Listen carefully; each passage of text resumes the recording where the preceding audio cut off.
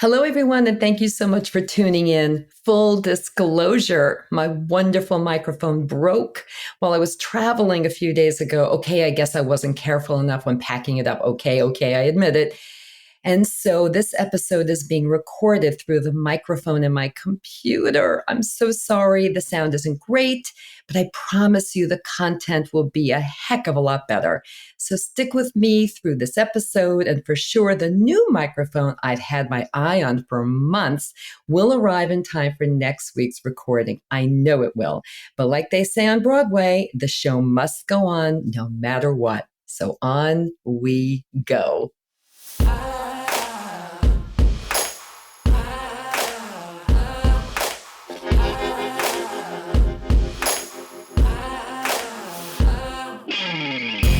Hello, everyone, and welcome to Gruff Talk, where each week we take a deep dive into all the ways we can feel better, look better, live better, and age better.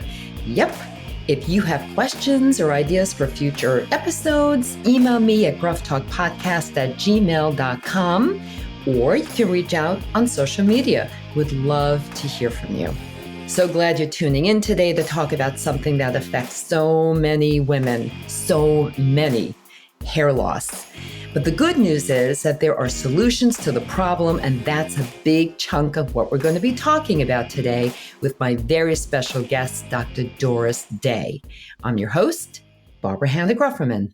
One of the most asked questions I get is about hair loss. Why is it happening? What do I do? Make it stop. My guest today is here to help.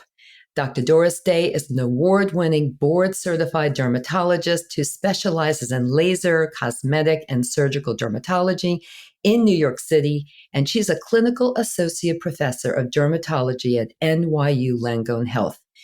Dr. Day regularly travels around the world. She lectures and teaches other physicians the art and techniques of rejuvenation. She's written 3 books, and we'll have links to all of them in the show notes and also on my website. She's a freelance journalist for several medical and scientific publications, and she is the host for her own award-winning dermatology show on Doctor Radio, which you can hear on Sirius XM 110. And you know, she's always on TV. You have seen her on TV. She's been on the Today Show many, many times, live with Kelly and Ryan, and so many more. On top of all these accomplishments, Dr. Day is an extraordinarily beautiful woman and just an all-around lovely person who really believes with her heart of hearts in the power of positivity. And she wants women to feel pretty and confident and powerful, no matter what their age. We have so much to talk about because not only will we take a deep dive into hair loss, today's topic, but then Dr. Day will also answer the questions that you send in to me by email or on social media, all about skincare. Okay, so let's get this show started.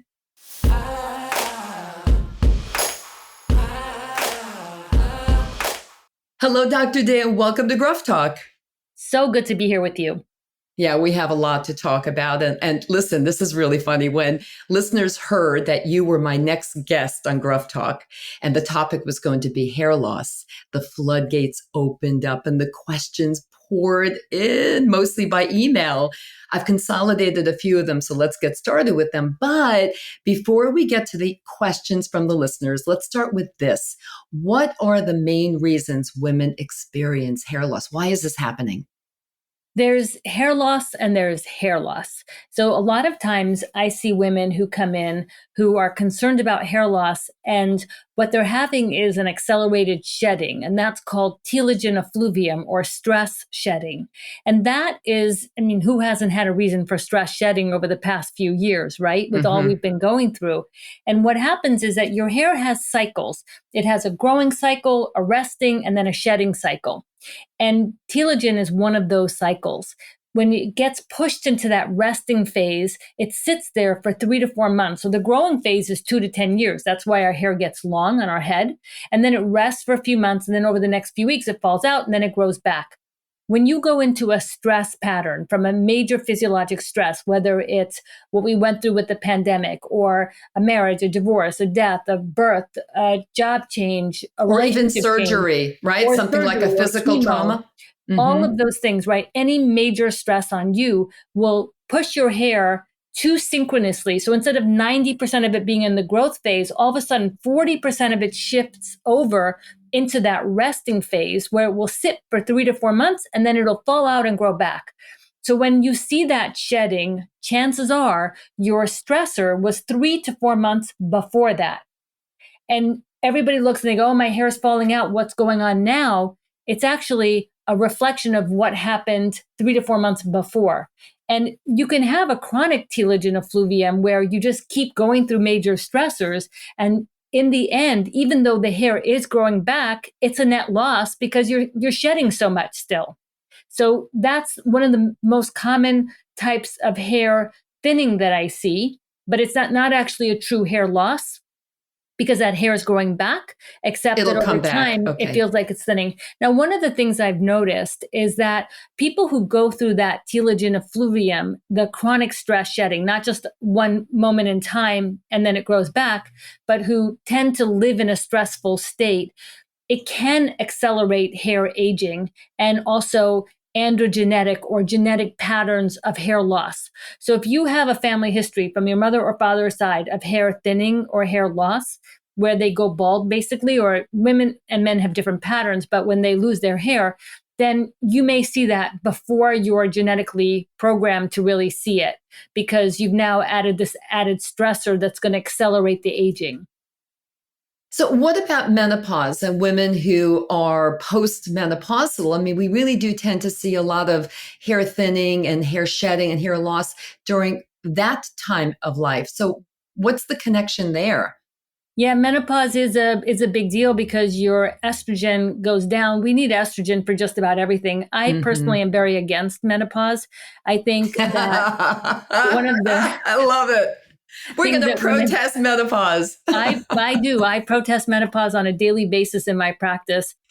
When I look at how misled women were through this whole menopause debacle with the Women's Health Initiative study, what they In did in that study, 2002. Yep. yeah, Hmm. what they did was they were trying to show how estrogen was so good, but what they did was they took women who were well past menopause because they needed older women because they're trying to show longevity, right? And if you started at 50, it's going to take too long to do the study. So they started with older women who had been well past menopause. They picked women who were asymptomatic because they thought, well, if we pick women who are symptomatic, then the people who are in the placebo group will drop out because they'll stay symptomatic and they won't want to stay in the study. So they picked asymptomatic women. Then they Hmm. picked women who were also overweight, had diabetes and other illnesses.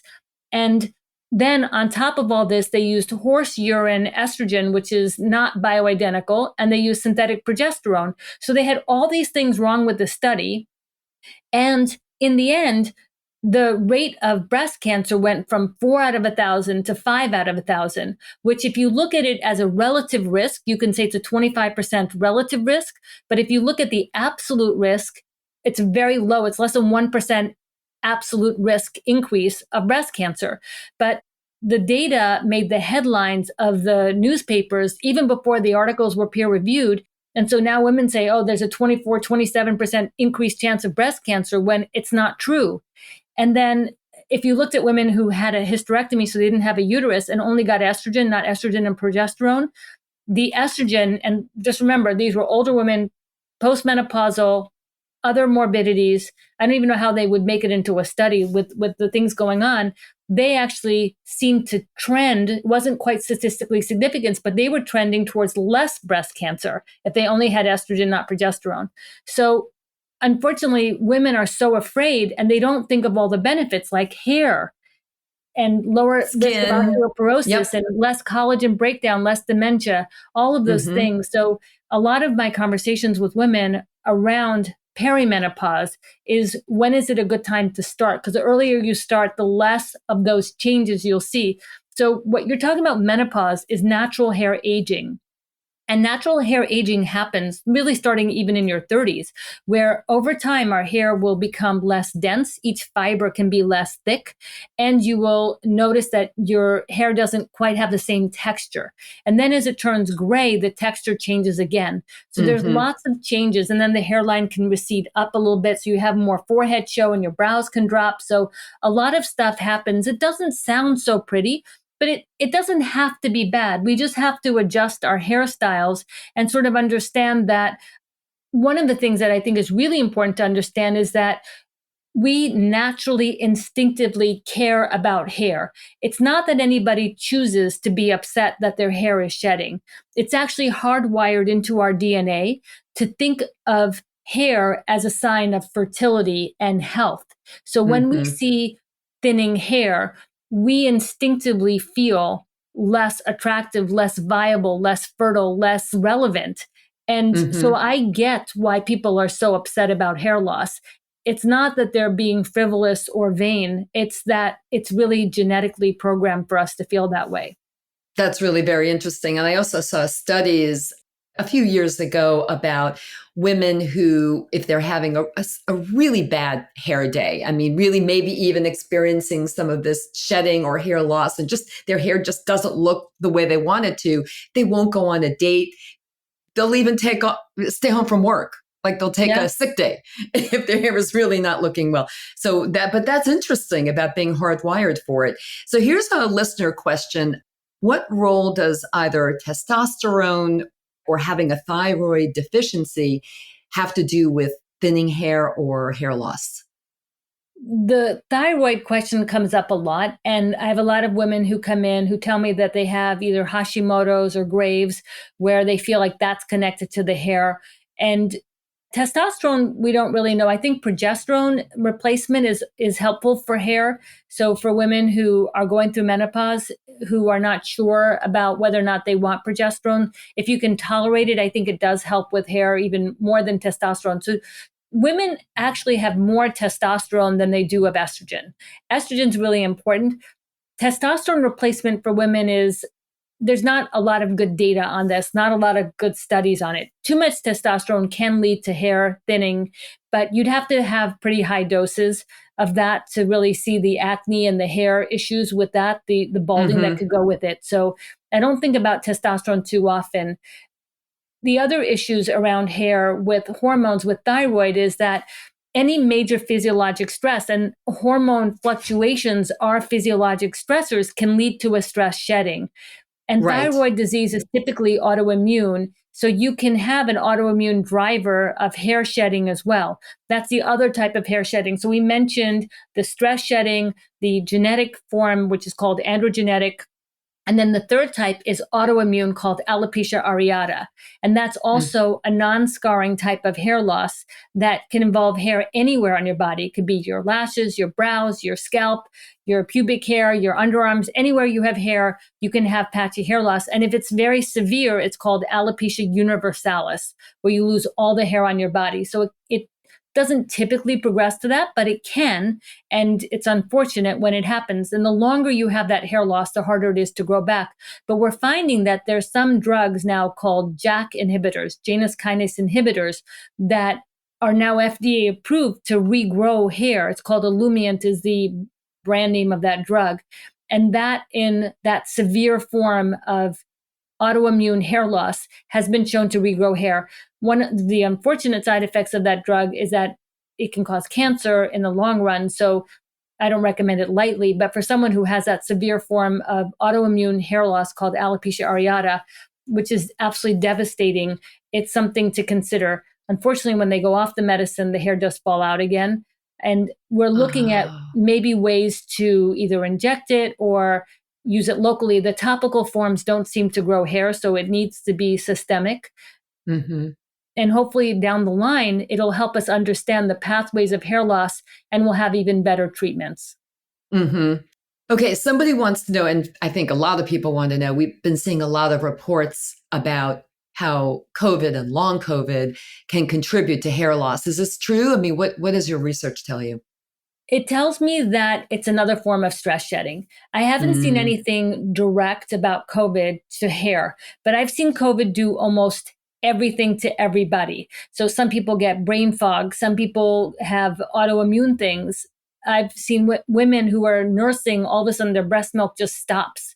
And women's periods change. So there's all sorts of strange things, both from COVID and the vaccines, and sometimes a hmm combination of the two. So we're living in very, very strange times right now in terms of all the things that our bodies are going through. And hmm I think the worrying about it is also a problem. So I Contributing. haven't seen a direct effect of COVID and hair that's different than COVID and all the other random things it seems to do with the rashes and the just everything, the autoimmune things that seem to come up afterwards. So Right. it's hard to know, but I did see a lot of people coming in after COVID with stress shedding of their hair. So it was definitely a thing. And if you went through that, you're not alone. hmm But it grows back. But it grows back. That's good to know. And many others want to know if it's and you referenced this a few minutes ago talking about that medication for that severe form of hair loss. But many people want to know, is it possible to actually grow hair back, or should the aim be to stop hair loss from continuing? So yeah, I think people want to really understand what are their goals here and what's reality.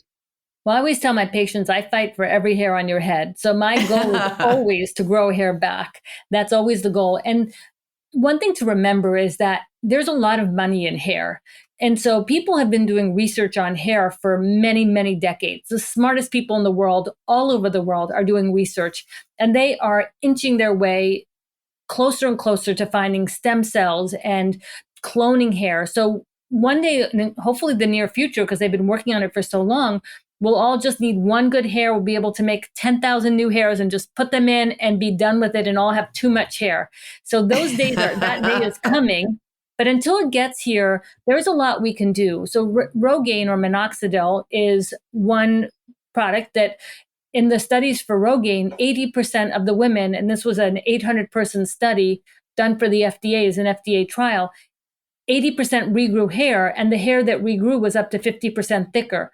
So the common thing people say is, oh, if I stop using it, I'll lose the hair. I'm like, yeah, so don't stop using it. As long as you use it, you'll maintain the benefits. If you stop, you'll lose the benefits. It won't make more hair fall out, but it'll make the hair that was going to fall out won't be protected anymore. And if you were going to get worse, you'll see it. So Right. Rogaine is one And of those things that works. it really, really works. I mean, the next question, of course, is what everybody wants to know. What are some of the best treatment options? So, Yeah. Rogaine, you just mentioned, and So it does, in fact, minoxidil grow. Uh topically, huh. and it's 5% for women once a day. And so that's one. Now, there are compounded versions. So I make a version of minoxidil that's a bit stronger, but I also added finasteride into it, which I wouldn't recommend for women orally, but it's recommended for men. It's Propecia, but topically also has a benefit without systemic issues. And I use that with minoxidil. And then I add niacinamide and caffeine, and that helps grow hair. I have an erbium laser that is amazing for growing hair. And I have some pictures on my Instagram, and I can send you some too if you wanted to use them. But we have patients with all different types of hair loss that we've been able to help grow back using the laser in combination with PRP. And PRP is where we take blood, spin it down, extract out and throw away the red blood cells, and we inject the platelet rich plasma behind it. And I don't love it for the skin so much, but for the hair, it really does help regrow hair. So the laser uses a process called photobiomodulation that stimulates those stem cells, and then the PRP nourishes them, and then they tend to grow. It doesn't work in 100% of people, but in about 85% of people, it does really well. And I've been surprised that even some people with scarring hair loss have grown back hair. So the scarred follicles are gone, and none of the types of hair loss we've been talking about are scarring. Scarring is when you lose the follicle. And so that would be somebody who has had traction alopecia or who has worn very tight braids or tight ponytails. And in women, postmenopausal, there's a type of hair loss that comes along the frontal hairline where, for no good reason, the hair just starts to scar and their hairline moves back. So we treat that with cortisone injections, but the laser also helps. I don't do PRP for that so much because I don't know that it helps, and I don't want to do something that costs money that may not help. But the Mm-hmm. laser has helped a lot with that as well. And Mm-hmm. then there are some shampoos that have botanicals that can help support the scalp and keep it healthy. So it's a combination works the best when you use a variety of different things to help regrow the hair. It's not usually just one thing. And then there are supplements that contain ingredients like ashwagandha, curcumin, salt palmetto. And there's one Nutrafol Balance that is for postmenopausal women that works really well. My mom calls it the miracle pill. And Is she's it regrown hair. Nutrafol? Nutrafol? Balance. Nutrafol Mm-hmm. Oh, Balance. mm-hmm. Anything else? Any other supplements that we should know about? Well, it has vitamin D in it. One vitamin that I think is really critical, and it's for hair too, is vitamin D. And Mm-hmm. 80% of the US is vitamin D deficient. So it's Mm-hmm. you don't get vitamin D from the sun. You get it from either a pill or pretty much from a supplement. Yeah. But women who are taking vitamin D should take it with vitamin K because vitamin K helps push that calcium into the bone. So vitamin D is really important. And I just buy a supplement that has vitamin D and K in the same pill, and it really Mm-hmm. does help. So vitamin D with K is really important. And it is in Nutrafol, but I still supplement it beyond that and I take 5,000 international units a day, but obviously measure your levels and take what you need. But for hair, you do want to not be vitamin D deficient. One of the myths I is that, take 5,000 a day as well. And by the yeah, way, there was a study that came out recently, and an episode I did a few weeks ago, we devoted our attention to it. And because I was really not happy about it, it showed that vitamin D does very little to prevent fractures. But when you really dig deep into the yes. study itself, it really indicates that you should continue to take vitamin D. Yeah, but Really, also, keep taking that vitamin D. did they look at it with vitamin K? I don't know. I don't know. I'd have to Yeah, go because back I and look think at that's that. one of the Hmm. issues is that you need the vitamin K helps push that calcium into bones instead of arteries and other soft tissue. So I Hmm. think they have to be precise. And then you need magnesium too for vitamin D Hmm. absorption. So it's not usually one thing in isolation. It's a healthy diet, vitamin D with vitamin K, magnesium at bedtime. I think those things are really helpful. And then, of course, it's not over processing when it comes to hair. It's not over processing. You can get your hair colored. A lot of women want to know, can I get my hair colored if I have hair Right. thinning issues? And I'm like, yes, I've not seen issues with accelerated hair loss from hair coloring. And so that's not a problem. And it often makes you feel better and look better. So that's fine. But don't over pull the hair. There are people who just always are checking the hair to see if their hair is falling out. Even I just had a keratin treatment, and that's fine too. It can strengthen the hair if it's done well. So if you have gray hair and it's very coarse and it looks like straw, a good defrizz treatment will make your hair look better and can even make it stronger. So just make sure you know who's doing it so that you know you're processing it properly. Right. In fact, the next question is exactly what we're talking about now. She asks, well, most hair loss is from the scalp, like what you've been talking about, but how can I make my actual hair stronger so it's less likely to break off? So you just mentioned a few of those things. Stop pulling it, maybe stop blow drying it so much or blow frying it, Yes, as I like not to so much say, heat. And not use too heat much heat. protectors. Yeah, Yeah. heat protectors for the scalp are really good. I like Aveda as a brand. Their botanical line is really good. The Julian Farrell Restore line is really good for the hair. But I think using the right products to protect your hair. There's also hair volumizers and thickeners that can make the hair that you have feel like 5 times more hair. I always put that in my hair and it feels so good. So I use the Aveda one, and it's just a spray and a cream, and it my hair feels like 5 times more hair. Yeah. And your hair always looks wonderful. I like to use a product called Inner Sense, Uh-huh. which really, really nice, works with my hair. And, so far, so good on that. And yes, I And your hair also looks now great. use, oh, thank you. Guys, we can see each other even though you can't see us. And Dr. Day, as always, looks absolutely gorgeous. And people did want to know what are some of the products or styling tips that you recommend that you've seen work really well on your own patients or yourself for those who've experienced thinning hair. So you mentioned some products, you mentioned some things not to do.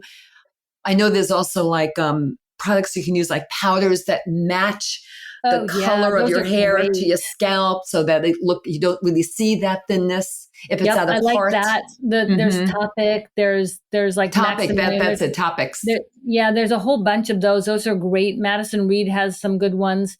And then L'Oreal Root Touch Up is nice too. You can just lightly spray that on. You get good at doing it. If you get the powder, you can get an atomizer so that it comes out a little bit finer so you don't end up with these clumps. You just need a little bit just to coat it so that it kind of hides the scalp color difference from the hair color. And then, so those help a lot for setting your hair. If you just get a set of Velcro rollers and Yeah. you put it in when your hair is wet, it really changes the texture of your hair, helps it dry. So if you have time, just put in some Velcro rollers. You can do just a warm dryer to speed it along if you like, and do the hair thickener, a little spray, and then just put the rollers in and hang out for half an hour till your hair is dry. And you'll see it needs so much less of everything else to look good. Yeah. And I also think, finding a stylist who really knows how to work with thinning hair is Oh, also a for good idea. sure. Absolutely. Ask your friends, ask around. If you think someone's hair looks great, ask them who they go to. And teasing it once in a while is okay, but you don't want to, over tease it. Yeah, I think overdoing anything, over dyeing it, Yes. over blow drying it, over washing it too. I Yes. tend to use shampoo only once or twice a week, but I wash it every day with conditioner because I'm a runner. So I'm out there running a lot. But I use conditioner as shampoo because we don't need to shampoo our hair as much, do we? Nope, we don't. No. Okay. Depending on how dry or oily your scalp is, you can just rinse it out if you need to. And even put the conditioner before you go in the shower, let it sit for a few minutes on the ends, and then just go rinse it all out when you're in the shower. That's all you need. And shampooing Okay. it once or twice a week is plenty. Yeah, I really think it is. So, okay, we're going to segue to skin in a moment after this short break. Dr. Day will answer your questions that you sent in to me. Thank you very much, everyone, about common skin issues and your complaints and what to do about them. Stay tuned.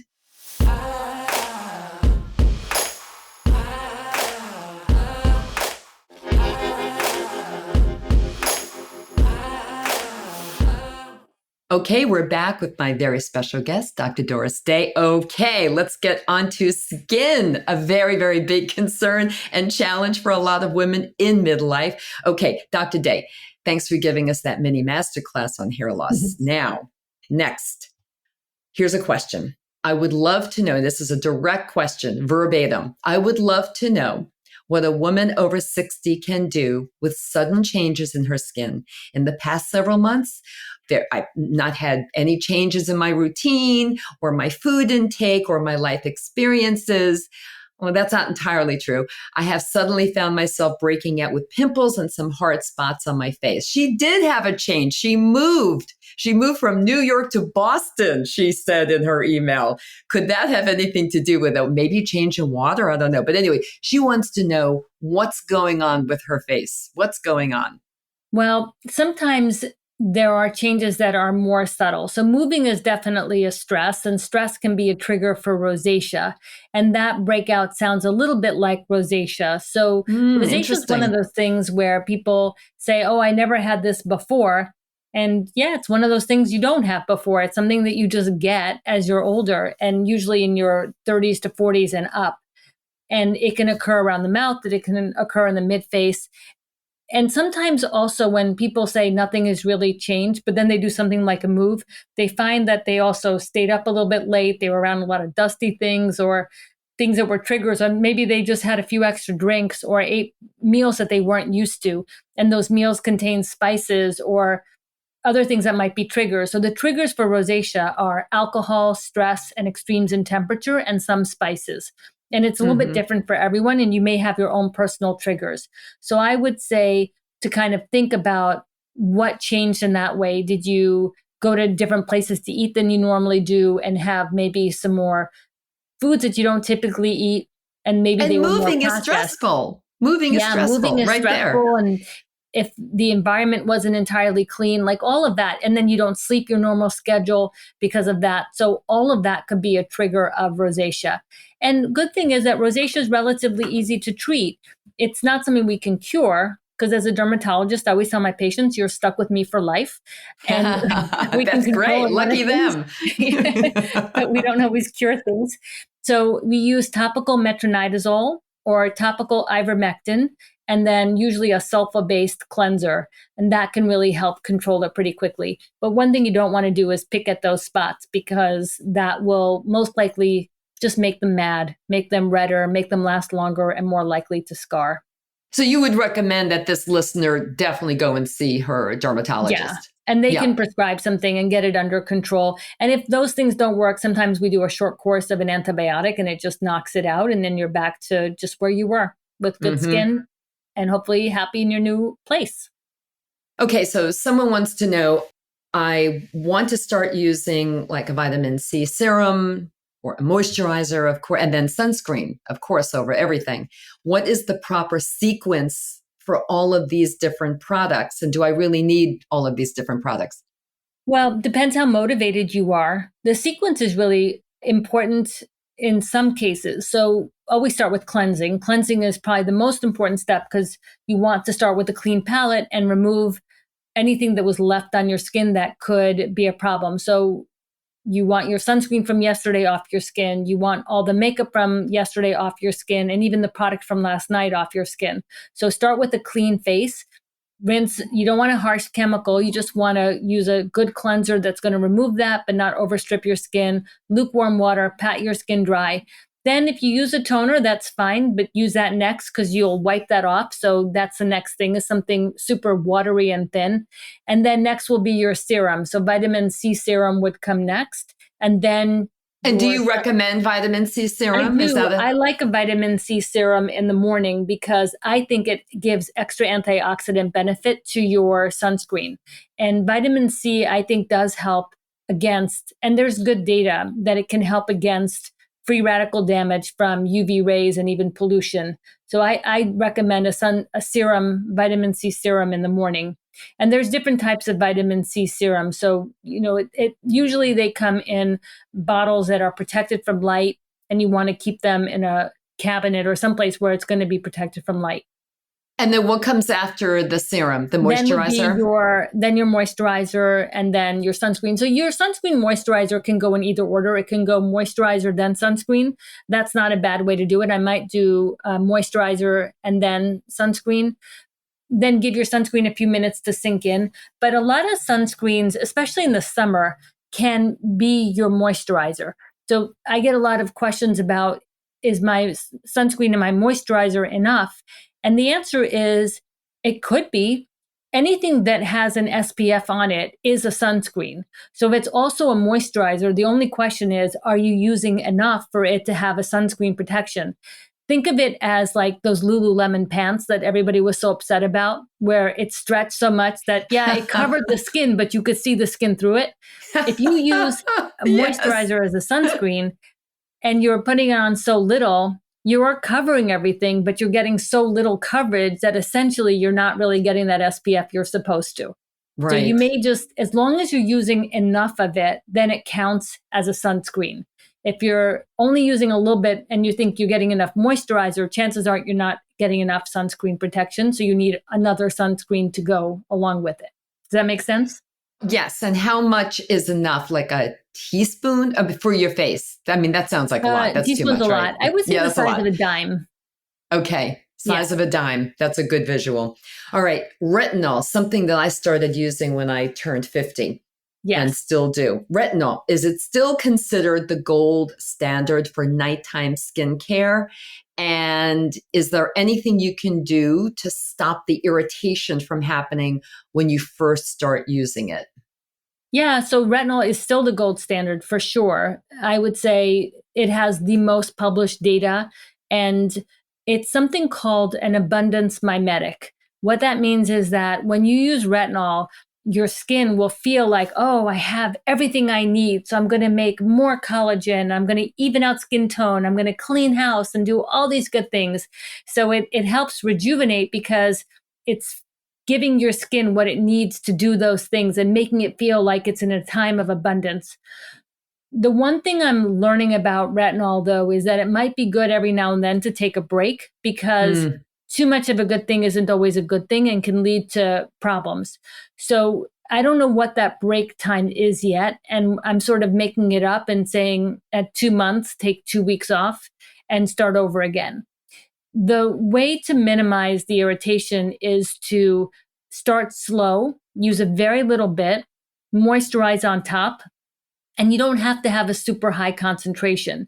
A lot of the over the counter retinols are just fine and actually even better than prescription if you're using it for rejuvenation because they have added in peptides and niacinamide and hydrators. So they're much better tolerated and they convert to the active form as your skin needs. So they do great work. And many of them compare to prescription strength retinols in studies. They just are not making the claims of what the prescription does. And so they don't get, so they don't want to be flagged by the FDA.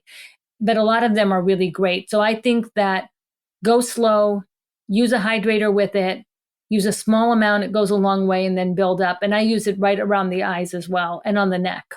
And on the neck too. Do you think it's okay to use on the top of your hands, or do you recommend Sure. it? Yeah, Also, no, absolutely. And I make a great body retinol. So there are retinols made just for the body that are really good. And you can look for those as well. Those are good for the hands, the neck, the décolleté, all those areas.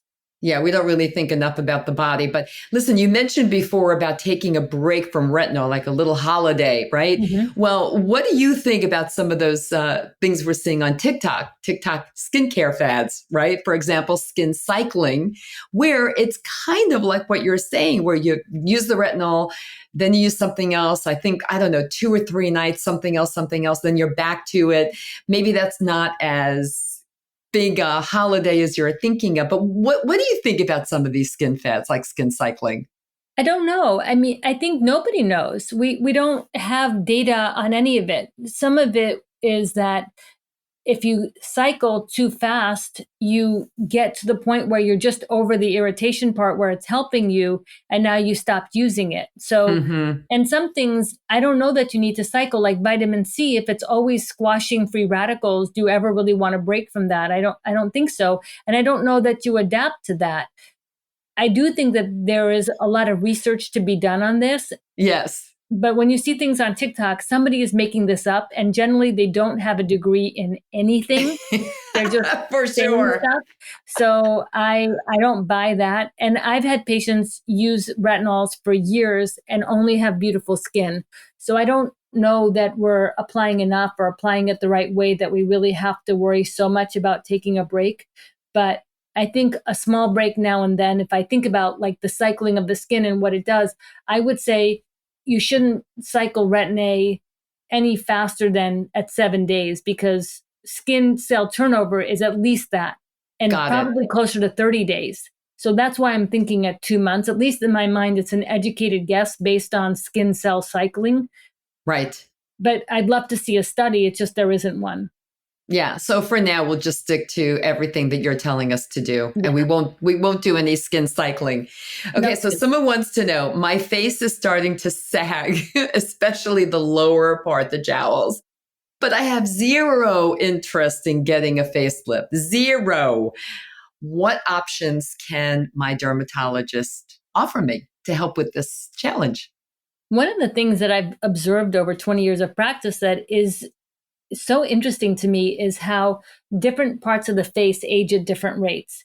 The upper face and the lower face age faster than the mid face. So cheekbones and the cheeks tend to look better for longer in most people. Even when I do rejuvenation treatments with injectables, when I inject the cheeks, it lasts for years. When I inject the lower face, it's gone in 9 months to a year. So I always tell Really? patients, if we're going to do rejuvenation, if we're going to do the mid face, you have to understand that it's more of a commitment. You're going to have to come in more often to make sure you keep up with the lower face. Otherwise, it'll be off balance because the lower face is going to age faster and the product is going to wear off faster than it does in the mid face. And there are a series of things that you can do. And I think it's a combination of things. You can use devices like Soft Wave is a great one. For tightening, it uses ultrasound energy and it can tighten the lower face and the neck. My Fotona laser is amazing for tightening and even getting rid of a little bit of fat under the chin if that's an issue, but tightening along there. And then you combine that with fillers to resculpt and define the jawline. All women, our chin recedes as we age. The architecture of the bone structure around the mouth, the teeth, all of that collapses in, which makes us look older. So that reflation is going to take a combination of devices and fillers in order to help people age better. When you see upper lip lines, chances are you might have a little bit of an overbite, and also the lower lip volume is going down and the chin is receding. The mistake people make is that they chase those upper lip lines, and now what you've done is you've made the upper lip heavier and you've projected it more, which actually makes the problem worse, and you don't look better because you've just Wow. pushed it all out more. So you always have to treat the source and understand it. So when I watch women, I can see how hard they're working every time they close their mouth and they're puckering just a little bit. So if I reflate those areas and then we use retinols and peptides and do some devices to just improve the skin, then you'll see that the lines get better. It's not overnight, but they get better and they stay better for longer, and you look natural. So it's Yeah, never which is chasing the really lines, it's important. understanding. So important. It's so, so important. What do you think about at-home dermablades or shaving to get that little layer of skin off and also peach fuzz? Well, as long as you're not Good idea, chopping bad your, idea. it's not a bad idea as long as you're good at it. So if you can't see, don't do it. and but if you've had cataracts and you have new lenses and you have really good vision, then it's okay. But you just have to be careful. You don't want to be nicking your skin, but I don't think it's a bad idea. hmm And that's something that can also be done in office, Yeah, correct? By yeah. a That's probably professional. better done in office. And what is microneedling? What's the deal with that? And what does it do? And do you recommend it? That's one thing I don't recommend to do at home. The home microneedling, I think, is dangerous and does nothing good at all. Products don't get absorbed better. It doesn't go deep enough to do anything good, and it can increase risk of infection. So, at home microneedling, very bad idea. In office hmm microneedling is interesting. It can help with some lines like around the mouth. Although I can't say that it's been the biggest game changer. I do it for stretch marks and acne scars, and I do it for some discoloration like melasma. That's usually premenopausal. But I haven't found anybody come in, and I don't do it a lot for this, so it's not my patients generally. But I haven't had somebody come in from somewhere else and say, I did a series of micro needling for my lines around my mouth, and they are so much better. Nobody's really hmm thrilled with it for that. So it's not my main go-to for that. If I did microneedling for lines around the mouth, I would do a combination. There's devices that are microneedling with radio frequency. It's microneedling RF is what it's called for short. Yep. That does better. And that I would do, but not microneedling by itself for just lines. I just don't think it does much. When we do microneedling, we always combine it because with other things like peptides, growth factors, sometimes PRP, but not typically PRP. We have better things than that cost less. But what you've done with microneedling is you've created this control wound in the skin, these channels into the skin. So now we want to take advantage of that. So we create for each patient something specific to deliver that they need, whether it's for brightening or lines or collagen production to help stimulate that. And that makes the microneedling work even better. So microneedling is a means to an end, but as a treatment by itself, I don't find it to be the best thing for rejuvenation. Okay. And what are the absolute, this is from a minimalist person. Yes. What are the absolute must have, must use products for women over 50? Like what are they that I really have to be using? Sunscreen, a Mm-hmm. good cleanser, retinol. Mm-hmm. Those are the main things. And then I would just say those are the main things. And then a good moisturizer if you're dry. Mm-hmm. Yeah, And you moisturizer can is get a key, lot of but this you over don't the have to go counter. crazy with moisturizer, right? Like you don't No, have to no, I spend a really lot of like money. the La Roche-Posay Lipicar AP Plus Mm-hmm. Balm. I Mm-hmm. use that even on my face sometimes, but on the body, it sinks in so fast. It's a really nice moisturizer. And if you wanted to use one for everywhere, that's an easy one. Mm-hmm. That's But a retinol, great I think line. it's a great line. Mm-hmm. And so I think that's it. I think it's just a good cleanser. And if you really want to be minimalist, cleanse at night, rinse with water in the morning, sunscreen in the morning. The most important part is the bottom of the neck.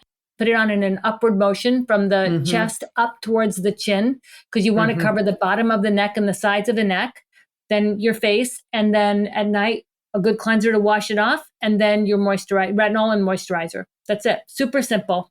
That's a minimalist view. If you want to get a bit more complicated, add the vitamin C under your sunscreen in the morning. I really do love using vitamin C. I think it's really has worked on my skin. I think it's brightened it up considerably. So I personally recommend that. All right. So we are running out of time. We did have more questions, but we couldn't get to all of them. So we know you'll come back, won't you? Oh, anytime. You ask, I'm in. It's so funny. You're so great. So this was informative and fun. And would you just maybe leave us with 3 of your top tips, your takeaways from our conversation today? When you look in the mirror, look for what you love the most about yourself. So look at yourself and say, oh, I have beautiful eyes, or I love my bone structure, or my skin tone is so pretty today. But say something nice. Look in the mirror and get over the and get to the, this is what makes me beautiful and special. These are my signature features. For hair, maybe move your part over, like change your part, because that can give your hair some fluffing. The hair thickeners and the curler thing can really give your hair a lot of volume without any damage or a lot of work. So that's really good. When it comes to skin, the areas that I see aging are around the mouth and the neck. It's never too late to start sun protection, and good hydration alone will add so much water to your skin and will instantly make lines look better. So hydrate your skin, make sure that you drink enough water, but also hydrate from the outside. And don't be vitamin D deficient. Yeah, we love that vitamin D. And everyone will have a lot of information about Dr. Day and her books that I mentioned earlier in the show notes and on my website as well. So Dr. Day, again, thank you. And I can't wait to have you back because we still have so much to talk about. Thank you. I'm excited. I'm already looking forward to being back. Thank you so much. Thanks, Barbara. Thank you. Bye. Bye. Thanks for tuning in, everyone. If you enjoyed this episode of Gruff Talk, please do 2 things. First, share it with all your friends and family, and subscribe to Gruff Talk wherever you listen to podcasts, including YouTube, so you never miss a single episode. Until next time, remember this: we can't control getting older, but we can control how we do it. Talk to you soon.